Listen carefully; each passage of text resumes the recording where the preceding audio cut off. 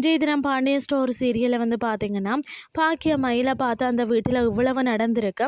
ஆனால் எதுவுமே நடக்காத மாதிரி சந்தோஷமாக இருக்கிறாங்கன்னு சொல்கிறார். அதை கேட்ட மீனா, நீங்கள் வேற நேரம் காலம் தெரியாமல் எதையாவது பேசி வைக்காதீங்கன்னு சொல்கிறார்.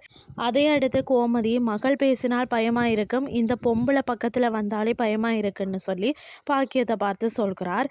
அதை கேட்ட பாக்கியம், நாங்கள் தான் அப்படியே வில்லி, இந்த அம்மா வந்து பச்சை பிள்ளைன்னு சொல்கிறார்.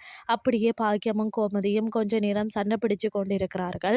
அதை பார்த்த மீனா, புதுசு புதுசா பிரச்சனையை உருவாக்காதீங்க, இருக்கிறதே போதும்னு சொல்கிறார். அதனை அடுத்து கோமதி மீனாவை பார்த்து, நீ உன்ற மாமாவோட பேச்சையும் மதிக்க மாட்டியா என்று கேட்கிறார்.